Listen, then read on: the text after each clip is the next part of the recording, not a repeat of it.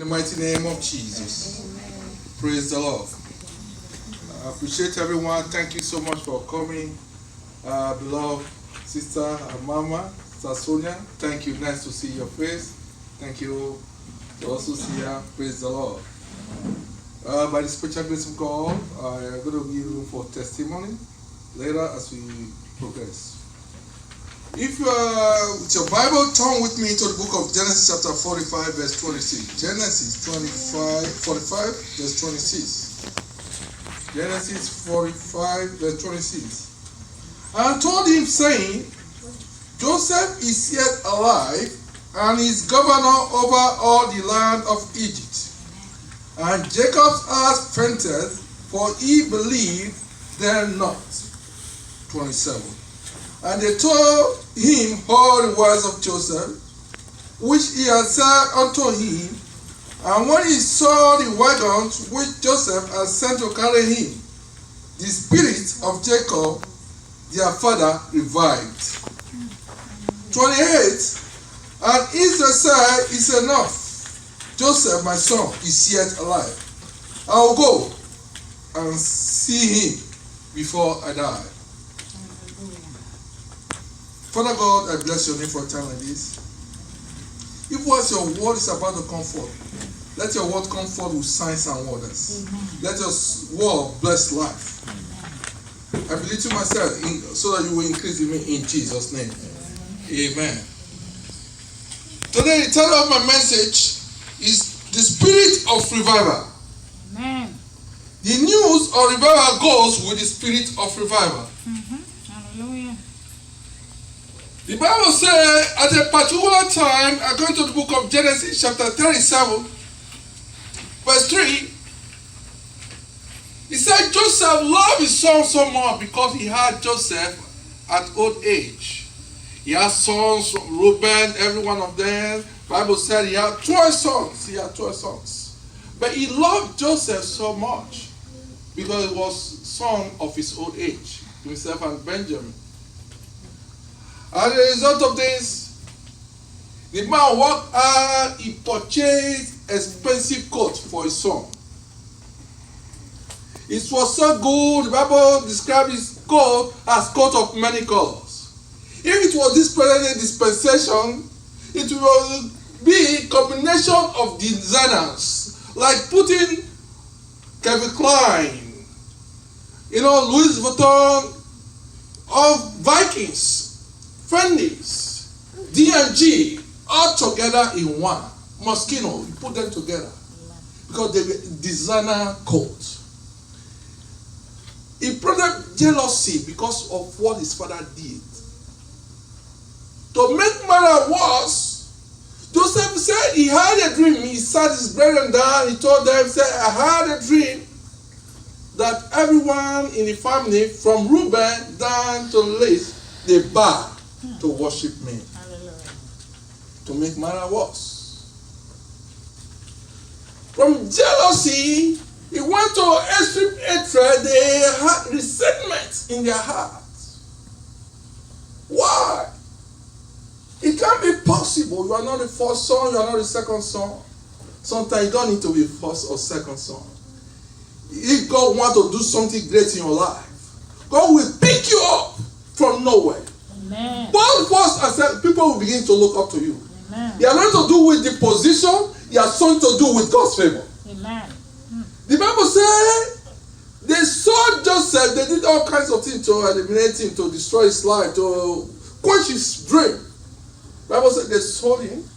Immediately they gave his father bad news. He said he's born. Everything got very weak. He became so weak that couldn't do anything anymore. In fact, he had other sons. God, Joseph was so close to his heart. He became sick. It was sickness you can't even diagnose because he was depressed. The Bible didn't describe if he was hypertensive or not. But he was so weak that he couldn't even move. He couldn't do any other thing because of Joseph's disappearance. It was going through all kinds of things. excruciating pains. Every day, the man will shed tears at that old age. He will be shedding tears. It wasn't easy for him. It's like someone that had just the only child. But this man had more, 12 sons, including daughters. It was broken. It was in a devastated state to the extent at which God can end his life. Just because of one son. But something happened. The place we just read, the text we read a moment ago, in Genesis chapter 45, when you read from 25 to 28, the Bible said, the same guys, sons that sold it, they came with news again. Hallelujah. They said Joseph is alive. Oh, hallelujah. The Bible said the man didn't believe them. Said they are up to their pranks again. You know, people play pranks and all that. One time, so I was walking, it was the beginning of the April, first day of April, someone called me and said, I look at, you have this $50? I look at, he said, April Fool. You know, people play pranks. Amen. I said, you're not going to get me this time around. It was like that. They told him, he said, I can't believe you because this is not like a year or 2 years, 3, 4 years. You know, he said, his man is dead. I've forgotten. I can't believe you. I'm going to read, if you are with me, Genesis 45. Let's go to 27 and see what happened there. Praise the Lord. Are we there? Yes. And they told him all the words of Joseph, which he had said unto them. And when he saw the wagons which Joseph had sent to carry him, the spirit of Jacob their father revived. He said what? The moment he saw the wagon, he believed him. When you read from 26, they told him he's not a governor in Egypt. Hallelujah. But he didn't believe he was not interested. But when he saw the wagon, you know, there are some folks, when you see limousine or like the new Lexus of 2020, someone is parking it, you know, what I'm trying to say, someone that can only afford 2 square meters will not rent limousine. In other words, the children, the kids, they were not out walking or trying to survive, but they can bringing a wagon, plane, you know, there are some cars, especially for all these presidential cars, where they are going, convoy. Ordinary people don't use those cars. Are we getting it? That wagon came. When he saw the wagon, the Bible says his spirit revived. Hallelujah. The good news revived him. Because that spirit of God came, he said his body that was stricken, he couldn't move, all pains all over. He got up without taking medication. Everything, it was revived from the inside. His body that was kind of couldn't move, the blood began to flow. Because he had the news that his son is alive. He was revived, the spirit of revival. Beloved, I don't know what you are going through. You might be facing one thing or the other, looking depressed. But today, you are going to revive in Jesus' name. Amen. You are going to be revived in Jesus' name. Amen. So when the spirit of revival comes upon anyone, it strengthens you. The ability to do exploits, to do extraordinary, we invigorate that body, the mortal body. That's what the spirit of revival does. Say he came, he touched him, he got up. He was the first person to rush to the wagon. Amen. Someone he couldn't even help himself. They had to lift him up. Dad, let's get up. Come and have your lunch.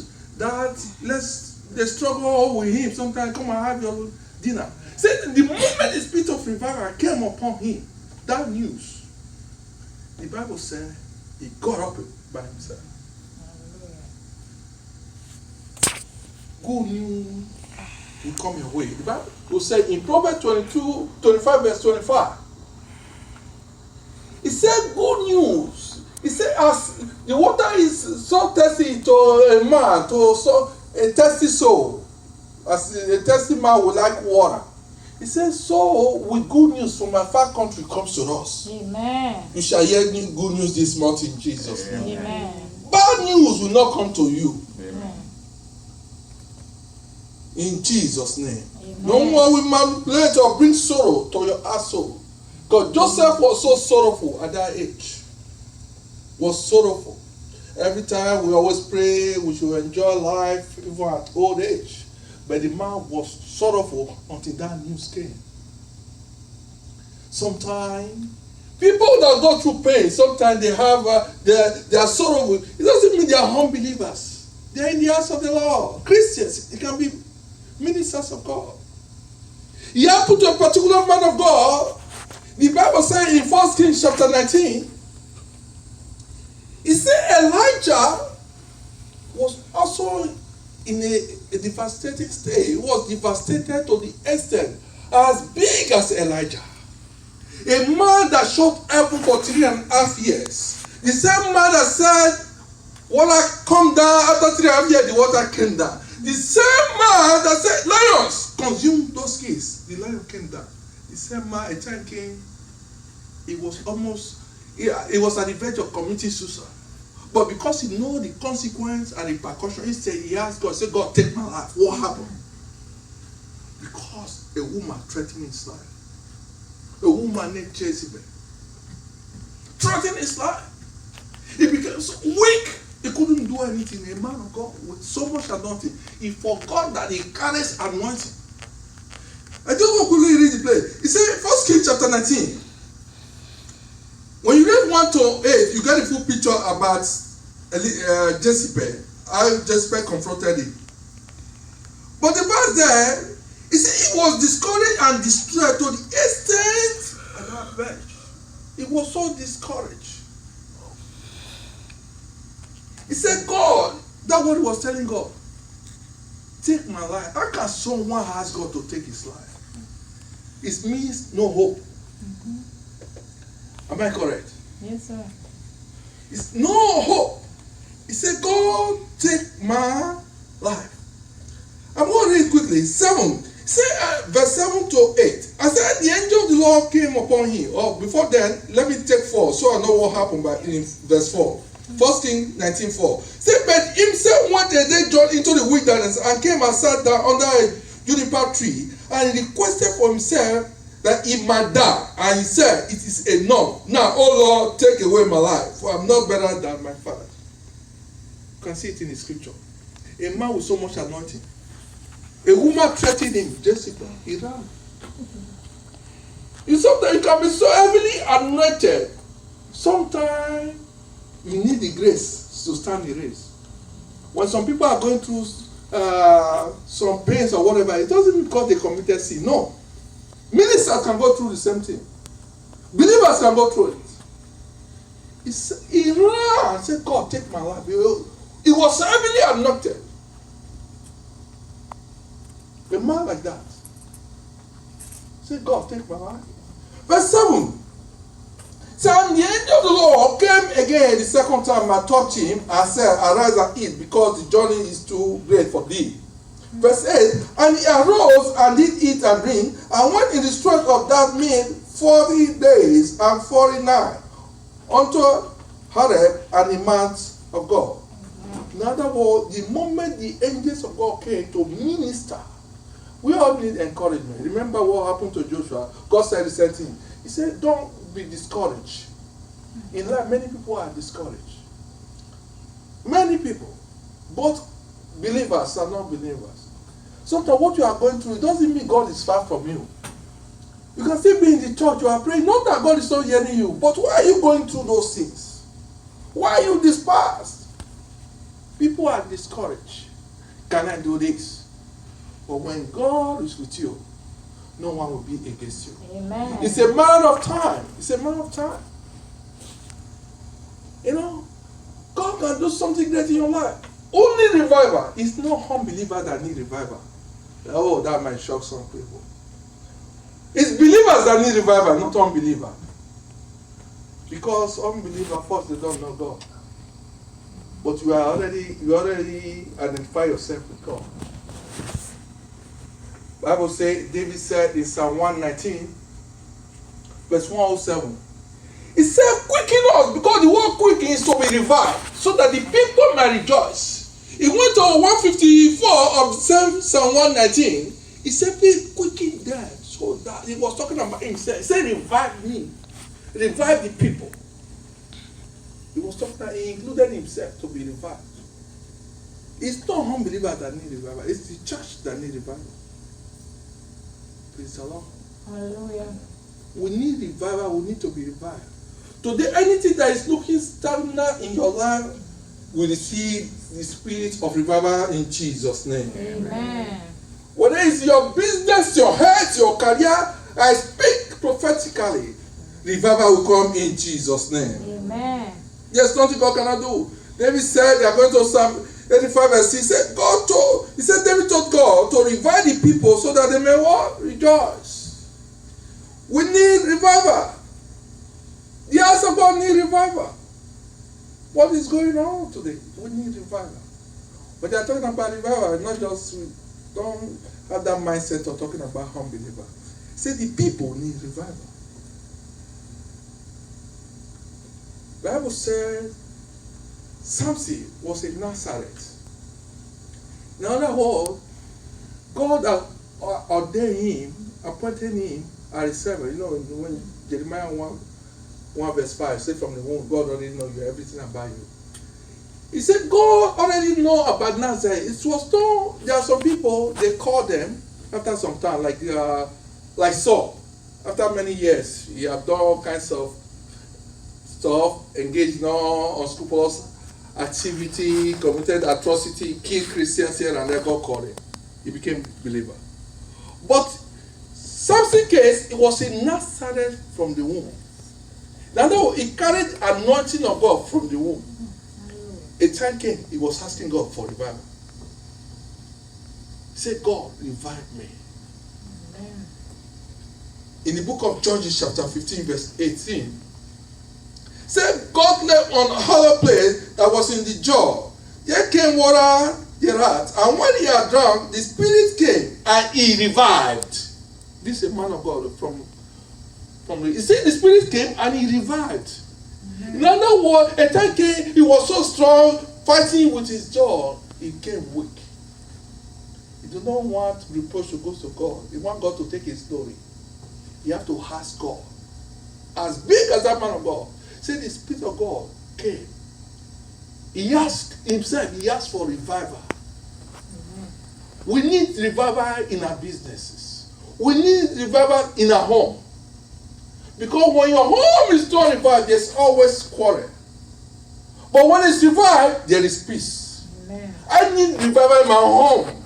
I need revival in a place of work. I need revival wherever I go.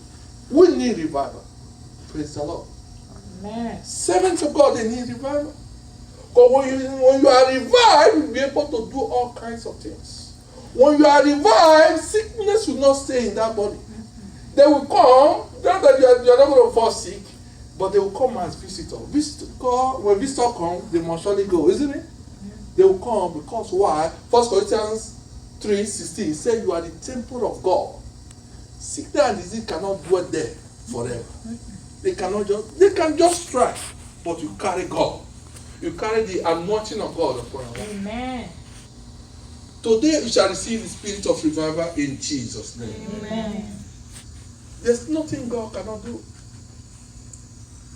The Bible said in Ezekiel chapter 37, when you read 9, 10, 11 there, even to 12 or to 13, 14, it was talking about revival. He said to Ezekiel, he said, speak to those bones. Speak to those bones. In other words, there was nothing like flesh on the bones. It's been many years. The people that went to war, the army of Israel, he says, speak to those bones. That's what he was telling him. If we are there, I want someone to read from the congregation. Ezekiel 37. You can read from 9. Praise the Lord. Then said he unto me, Prophesy unto the wind, prophesy unto the wind, prophesy, son of man, and say to the wind, Thus saith the Lord God, Come from the four winds, O breath, and breathe upon this slave, that they may live. 10. Yeah. Shall I go ahead? Sure. Yes. So I prophesied as he commanded me, and the breath came unto them, and they lived, and stood up upon their feet, an exceeding great army. 11. And he said unto me, Son of man, these bones are the whole house of Israel. You know, look at what she just said. This bone, something forgotten. In other words, the bones were not just bones, they were dry bones. I want to release prophetically anything that seems dry in your life will be revived in Jesus' name. Amen. Revival is coming your way. Revival is coming to your house in the mighty name of Jesus. Amen. It says, speak to them, those bones. The Bible says, it released the word. It said the bones. Sometimes you see this amputation, someday the hand will be somewhere before their deaths and all that. It said they came together. It said they were able to move. They were the armies of Israel. He said, therefore, prophesy and say unto them that the Lord, and said the Lord God, Behold my people, I will open your grave and cause you to come up out of your grave and bring you into the land of Israel, which he did. Revival. Hallelujah. Revival in the house. Amen. We didn't print flyers for today, but you are hearing a revival message. And those things you'll be believing that those things is not working for you.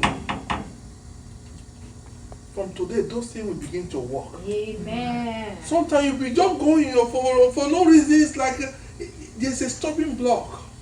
You are not moving forward. Why? Some people work there at night, they cannot even save anything. Some of them use credit card, they can't even save. It's not that they are not working. Expenses here and there. You don't know what is going on. What's wrong with your finances? But when the spirit of revival comes in, there's always a turnaround. Amen. Your finances, your bank account will be revived from today in Jesus' name. Amen. Doesn't that always give you a lot negative, red, because you went over? By the grace of God, I speak from this pulpit that God will boost your account in Jesus' name. Amen. When your account is revived, you have more than enough. Praise the Lord. Someone was sharing with me one a beloved brother visited us, he stayed with us by the grace of God. He was saying, he said a time came, someone deposited money into his account. I can't remember $8,000, I can't remember, but someone deposited money. He went to the bank and told them, please, someone deposited the money into my account. And the bank said, thank you so much. They have to put the money. Some people insulted him. God has done something for you. He went and informed the bank. No, because the reason the brother did that was because God has revived his own account already. If the account was not revived, he will see that as an opportunity. He will say, God answers prayer. Are we getting it? Say God answers prayer. But when God revives your account, the prayer of Deuteronomy 28 will be your portion. Amen. He said, we go before you and bless you. He go above you to lift you up. He said, your going out and coming will be blessed. Say you will not be a borrower, but you shall be a lender to nation, according to the song we were singing this morning. Jesus. That's what the scripture says. When the power of God is upon your life, when there is a revival in the house, no matter those people that used to believe when they see you, they are thinking, oh, you came to ask for money. You've been the one giving them money. Hallelujah. Praise the Lord. Amen. You are going to do with your parents' stand, it doesn't matter your age. He said the revival came to Jacob at old age. He got up. Heads came. Strength came, ability to do exploit, to do the supernatural came upon you. Amen.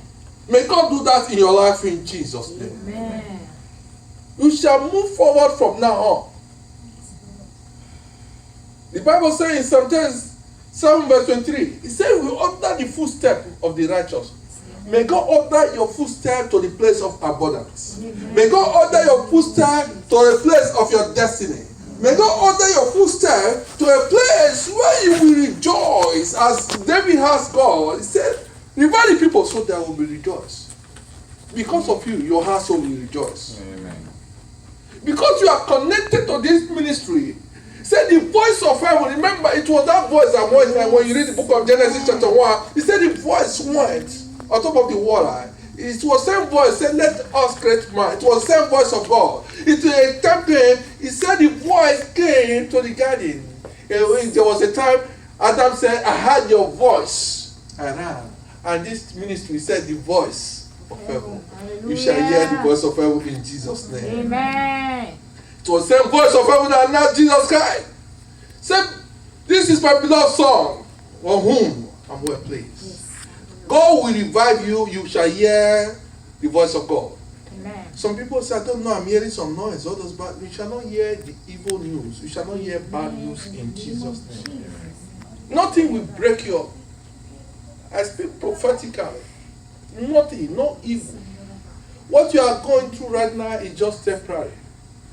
Last time I was telling the class, I don't know if it was last Sunday or last Bible study, I was saying when you buy bread from any store, Walmart, go to any store or anything you are buying, they say best before. It means there's an expiring date. Your problem, there's expiring date. Amen. They're just there for temporary. They're going to go. Go. Amen. Amen. Today you can see Sister Sonia, she's here with us. Ooh, hallelujah. Because God is with her. Hallelujah. Because God has done something great in your life. Amen. The Lord has done something good in your life. We bring it to perfection. Amen. And so as many of us that are believing God, God will do something great in our life in Jesus' name. Amen. We had a testimony from our beloved sister last Friday. It was a powerful testimony. Testimony that can change lives. Our God, from the beginning, God was faithful. God is always faithful. Amen. Praise the Lord. Hallelujah. Amen. Amen. I'm not going to go far. I just want us to pray. We are going to ask God to revive whatsoever you think or seems to be dead. It can be sometimes business. You can be seeing things, but those things are dead spiritually. It can even be your prayer life. There are some people, they cannot even pray for 30 minutes. They just fall asleep. They say they're in the church. It can be your prayer life needs to be revived. Amen. People come to church. Sometimes it is possible to pray for 7 hours, 8 hours. You don't feel it. It's not because I'm a pastor, but because many years ago I asked God to revive my prayer life. When God revives your prayer life, you can be able to. This night I woke up, I was not praying for myself. Sometimes I don't even know how many times I wake up at night to pray for people. As an intercessor, you intercede. Today we are going to pray. Those things that seems to be stagnant, those things, why is that some not moving forward? Why are you in that level? You are supposed to be promoted. You are supposed to go to the next level, whether in school, in business, in your academy, in any area of life. Today, ask God to revive it. Pray.